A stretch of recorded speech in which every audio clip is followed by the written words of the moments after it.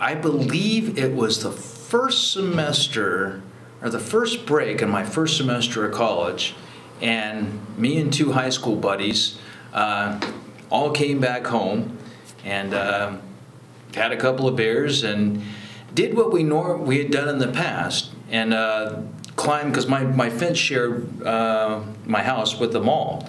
So we used to, like, there was these bricks in the wall, so we'd climb all the way up to the top of Sears and hang out.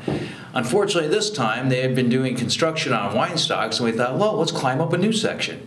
So we climbed up on top of Weinstocks and stupidly opened a door and walked in and said, this isn't a very bright idea. So we left and we got arrested for it. Senator Matt Rector is talking about an arrest and a subsequent burglary conviction that has placed him at the center of controversy. Questions have been raised as to whether or not he should have qualified to run for office. Guam law only allows you to run for office if you have not been convicted of a felony or a misdemeanor sex crime or a misdemeanor that is considered a crime of moral turpitude. Senator Rector did indeed provide the Guam Election Commission with a clear Guam police record. What the GEC didn't know is that he had been convicted of a burglary back in California when he was around 19 years old. But in California Penal Code, misdemeanor burglary is because whenever you trespass on private property, I understand. Whereas on Guam, it would have been trespassing. In California, it's burglary. So there you go. You didn't actually take anything? No, not a darn thing.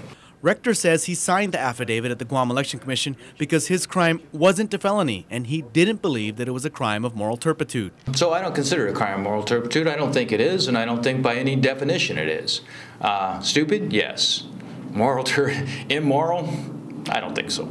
Whether or not it is a crime of moral turpitude will likely be decided by the Guam Election Commission Board.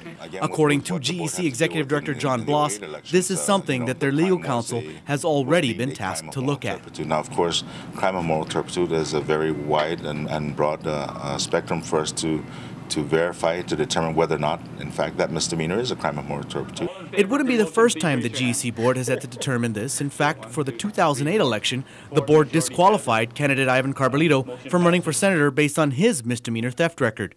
According to Bloss, the board at the time considered it as a crime against society and thus a crime of moral turpitude. This could have set a precedent that could be used by the board in Rector's case. Meanwhile, the senator is alleging that another media outlet obtained his police record before he did.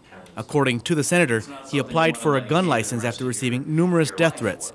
That application required an FBI clearance that he says was obtained by another media outlet improperly.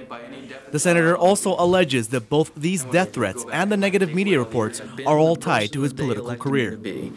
I have worked very hard and I've taken a lot of grief for fighting for working families, and I'm going to keep doing it. I'm not going to let these corporate tyrants run me out of office. I'm not going to let these pigs of profit continue to wage war on our families and take me on. It's only the pigs of corporate profit that are going after us, and we will keep fighting. Let them spend money on lawyers, let them spend money on advertisement, and keep doing what they can. But I am who I am, and I'm proud of who I am, and I'm proud of the work I've done. And I think the working families of Guam believe in me and will support me, and I believe they'll re-elect me. While Rector says his crime didn't harm or damage anyone, whether or not it disqualifies him as a candidate for office and whether or not it results in his removal from office is, for now, left in the hands of the Guam Election Commission. Clint Rogel, PNC News.